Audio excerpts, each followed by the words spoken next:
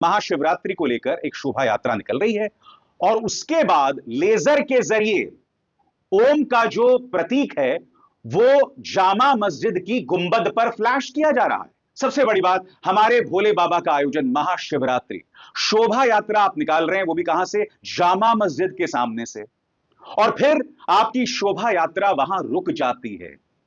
आप लेजर के जरिए, जैसे कि फरहान याया दावा कर रहे हैं, पत्रकार फरहान याया ने कहा कि आप लेजर के जरिए ओम का जो साइन है वहां पर आप फ्लैश कर रहे हैं। मैं फिर आपसे पूछना चाहता हूं, क्या इससे मेरे भोले बाबा का रुतबा बढ़ेगा? क्या इससे हिंदू धर्म का रुतबा बढ़ेगा? याद कीजिएगा दोस्तों, दुर्गा विसर्जन के दौरान उत्तर प्रदेश में क्या हुआ था? बहराइच बाराबंकी की मस्जिदों के सामने तमाशा। एक जगह हालात खराब हो गए थे, एक हिंदू युवा जो है एक छत पर चढ़ गया था, उसने इस्लामी झंडे को हटाया, वहां पर भगवा झंडा फहराया और एक गोलीबारी में उसकी मौत हो गई। उसको भड़काया गया, उसको भड़का रही एक पॉलिटिकल सोच। और फिर मैं नहीं भूला हूं, बाराबंकी की एक मस्जिद के सामने अश्लील मां बहन की गाली वाले गाने चलाए गए, जिसके अंदर मां बहन की गालियां दी जा रही थी। और मौका क्या था? मेरी मां दुर्गा की विसर्जन यात्रा। और आज एक बार फिर जामा मस्जिद के सामने, शाही जामा मस्जिद के सामने इस तरह का तमाशा हो रहा है। दोस्तों नमस्कार। महाशिवरात्रि के दिन महाशिवरात्रि शोभा यात्रा निकाला जाता है और शोभा यात्रा में जो है कि फतेहपुर के जब शोभा यात्रा निकलता है तो फतेहपुर में जामा मस्जिद के ठीक सामने जाकर के वहां लेजर लाइट के द्वारा ओम का जो फ्लैश है वो मस्जिद के दीवारों पर चमकाया जाता है। इसको लेकर के फरहान यही दावा कर रहे हैं कि इस तरह की जो है कि घटनाएं जो है फतेहपुर में घटी है। दोस्तों इसके बाद अभिसार शर्मा ने ये रिपोर्ट किया और रिपोर्ट करके ये बता रहे हैं कि किस तरह से हमारे हिंदू धर्म के नाम पर लोगों ने हिंदू धर्म को बदनाम करने पे लगे हैं, सनातनियों को बदनाम करने पे लगे हैं। इस तरह की जो अभद्र भाषाएं हैं और अभद्र जो नेता हैं, जो भड़काऊ नेता हैं, जो भड़काऊ बयान दे करके चले जाते हैं इलेक्शन के दौरान और बाद में जाकर के वही मुसलमानों से मिल करके तरह तरह की राजनीति करते हैं। दोस्तों ये सारी बातें हम जानेंगे इस वीडियो में, तो दोस्तों हमारे साथ आप बने रहिए शुरू से लेकर के अंत तक के। आप पूरे वीडियो को जरूर देखिए और देखने के बाद आपको वो सारी बातें मालूम हो जाएगा कि किस तरह से हमारे जो नेता हैं, बीजेपी हो या कांग्रेस के नेता हो, कोई भी हो, किस तरह से भड़काऊ बयान दे जाते हैं और बाद में जाकर के वही उन कट्टरपंथियों से जाकर के मिल जाते हैं और मिलने के बाद वो लोग आपस में भाई भाई मिल करके आपस में काम चला लेते हैं। दोस्तों चलिए वीडियो को पूरा देखते हैं।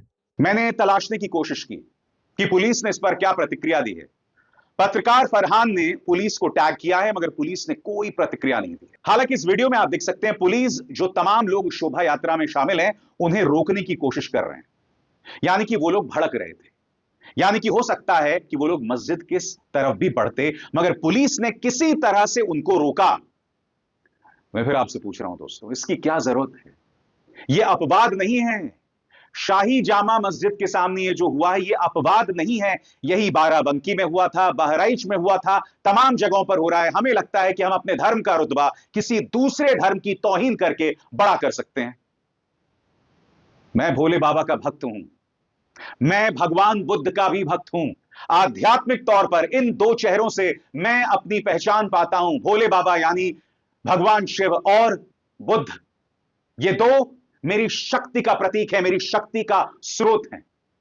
मैं एक धार्मिक व्यक्ति हूं, मगर इसका मतलब यह नहीं कि दूसरे धर्मों की मैं तौहीन करता हुआ चलूं।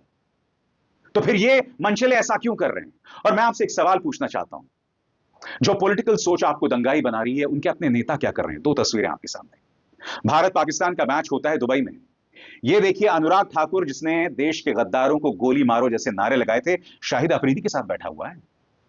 एक और वीडियो आया था, उनके साथ शाहिद अफरीदी, जय शाह, शोएब अख्तर, वो बैठे हुए थे मैच के अंदर, सारे एक साथ मिलकर मैच देख रहे थे। अब इस तस्वीर को देखिए, इसके अंदर जय शाह भी हैं, शोएब अख्तर भी हैं, तमाम लोग बैठे हुए, राजीव शुक्ला भी हैं, कांग्रेस के नेता हैं। ये लोग ऐश कर रहे हैं। इन तमाम चेहरों को देखिए। अनुराग ठाकुर, इनका बेटा विदेशों में पढ़ाई करता है। निशिकांत दुबे, इनके बेटे ने न सिर्फ विदेशों में पढ़ाई की, वो वहां नौकरी भी कर रहा है। आपके स्क्रीन पर ये हैं शिवराज सिंह चौहान, पूर्व मध्य प्रदेश के मुख्यमंत्री और मौजूदा कृषि मंत्री। इनका बेटा भी विदेशों से डिग्री इसने हासिल की है।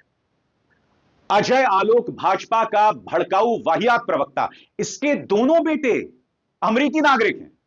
आप सारा खेला देख रहे हैं। इन्होंने एक पूरी जमात खड़ी कर दी है जो धर्म के नाम पर इस तरह की हरकतें कर रहा है। हर तरफ भड़काऊ चीजें। मैं फिर कह रहा हूं दोस्तों, इससे मेरे हिंदू धर्म का रुतबा कैसे बढ़ रहा है? और ये इकलौती मिसाल नहीं है, मैं आपको देहरादून लेकर चलना चाहता हूं। यहां पर देखिए किस तरह के नारे लगाए जा रहे हैं, क्यों लगाए जा रहे हैं, कुछ देर बाद देखिए। अयोध्या तो झांकी है, मथुरा काशी बाकी है, अयोध्या तो झांकी है, मथुरा काशी बाकी है, अयोध्या तो झांकी है, मथुरा काशी बाकी है, अयोध्या तो झांकी है, मथुरा काशी बाकी है। हिंदुस्तान में रहना होगा, जय श्री राम कहना होगा, जय श्री राम, जय श्री राम, जय श्री राम, जय श्री राम, एक ही नारा, एक ही नाम, जय श्री राम, जय श्री राम। वंदे मातरम, वंदे मातरम, वंदे वंदे जय श्री राम, जय श्री राम।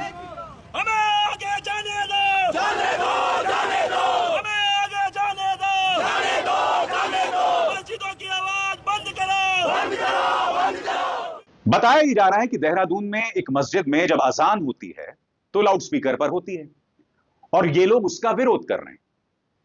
अब जो मस्जिद से जुड़े हुए लोग हैं उन्होंने कहा कि भाई हम डेसिबल यानी कि अपना वॉल्यूम कम कर सकते हैं, मगर ये तमाम नारे लगाने की क्या जरूरत है, मुझे बताइए ना।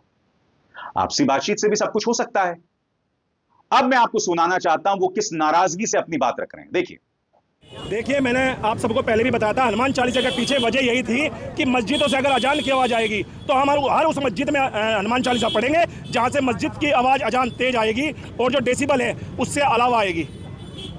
ये हिंदू रक्षा दल ने ठाना है, उत्तराखंड ही नहीं पूरे देश में अगर कहीं पर भी मस्जिद की आवाज़ डेसिबल से ज़्यादा आई तो हिंदू रक्षा दल हर उस मस्जिद के बाहर हनुमान चालीसा पढ़ेगा जहां पर इस तरह की आवाज़ें आएगी। लाउड स्पीकर बंद नहीं हुए तो फिर क्या? लाउड स्पीकर बंद नहीं हुए तो हम अभी पुलिस प्रशासन को ज्ञापन दिया है, सब कुछ सौंपा है हमने। हमारे पे दूसरी और तीसरी कार्रवाई भी करनी आती है। अभी पुलिस प्रशासन ने रोक दिया, इस बार हमें रोक नहीं पाएगा। इस बार हम मस्जिद के अंदर जाके हनुमान चालीसा करेंगे। अब सुनिए, मस्जिद से जुड़े जो लोग हैं वो खुद कह रहे हैं कि हम जो है आवाज को कम कर देंगे। इतनी आसान सी बात, मगर किस तरह के भड़काऊ नारे लगाए गए आपने खुद ने सुना। इस देश में रहना है तो जय श्री राम कहना होगा। साहब, इस देश में कई धर्म के लोग हैं, हिंदू, मुस्लिम, सिख, ईसाई, सब अपने धर्म का पालन करते हैं। किसी पर जोर आजमाइश नहीं हो सकती नारे लगाने को लेकर। कोई अपनी स्वेच्छा से श्री राम का नारा लगाना चाहता है, लगाएगा। मुझ पर कोई जबरदस्ती करेगा तो मैं भी उनकी बात नहीं सुनने वाला हूं। मैं अपने दिल से जय सिया राम का नारा लगाऊंगा। मुझ पर भी आप जोर जबरदस्ती नहीं कर सकते हैं। अब सुनिए मस्जिद प्रशासन क्या कह रहा है। हाजी साहब, आज हिंदू रक्षा दल के जो अध्यक्ष हैं उन्होंने कहा कि हम हनुमान चालीसा पढ़ेंगे मस्जिद में। आप अभी नमाज हुई, आप नमाज पढ़ रहे थे, हालांकि पुलिस प्रशासन ने उनको रोक दिया, क्या कहेंगे इस पूरे मामले में? देखिए, पुलिस का काम तो रोकने का ही है और वो ये अच्छी पहल है उनकी और रोकना चाहिए उनको। फसाद की तरफ नहीं बढ़ा देना चाहिए किसी को। हम लोग तो इससे नावाकिफ़ थे, हम तो अपना नमाज पढ़ने में लगे हुए हैं, समझे। और ये तमाम चीज़ें जो है ना फसाद की जड़ होती हैं। और ये अज़ान को लेकर के हम अगर चाहें तो हम इससे भी कम कर सकते हैं अज़ान। हम तो शांतिपूर्ण आदमी हैं, इससे भी कम कर सकते हैं, समझे। अगर अज़ान से कोई शिकायत है, कोई परेशानी है तो हम इससे भी कम आवाज़ कम कर सकते हैं।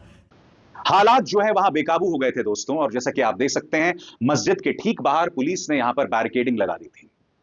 जाहिर सी बात है पुलिस भी यहां पर कंट्रोल उन लोगों को कर रही है जो लोग मस्जिद की तरफ बढ़ रहे थे, हालात को खराब करने के लिए। जैसा कि आपने वीडियो में देखा कि किस तरह से विशाल शर्मा ने वो सारी बातें बताई कि किस तरह से हिंदू धर्म के रुतबे को बढ़ाया नहीं जा रहा है, जबकि हिंदू धर्म के रुतबे को घटाने के काम किया जा रहा है। दोस्तों, देहरादून में भी इसी तरह का विवाद हुआ जिस तरह से फतेहपुर में चल रहा है, लेकिन फतेहपुर का जो विवाद है वो जो देहरादून का विवाद है वो फतेहपुर से कहीं ज़्यादा रहा है, क्योंकि देहरादून में भड़काऊ बयान दिया गया और कि जिस तरह से बयान दिया गया कि वहाँ पे ये बयान दिया गया कि जिस तरह से श्री राम के नारे लगाए जाएँ और जो श्री राम की नारे लगाएगा, जो श्री राम बोलेगा उसे ही जो है भारत में रहने के लिए जगह दी जाएगी, अन्यथा उसके लिए भारत में कोई जगह नहीं है। दोस्तों, इस तरह की बात जो है कि आज हमारे समाज में दिख रही है और इस तरह की समाज में क्यों दिख रही है, इसका कारण क्या है ये मैं नहीं बता सकती, इसके मैं विशेषज्ञ नहीं हूँ, लेकिन आप समझ सकते हैं और जान सकते हैं कि किस तरह से ये इस तरह का विवाद हमारे देश में और हिंदुत्व को लेकर के और मुसलमान के प्रति इस तरह के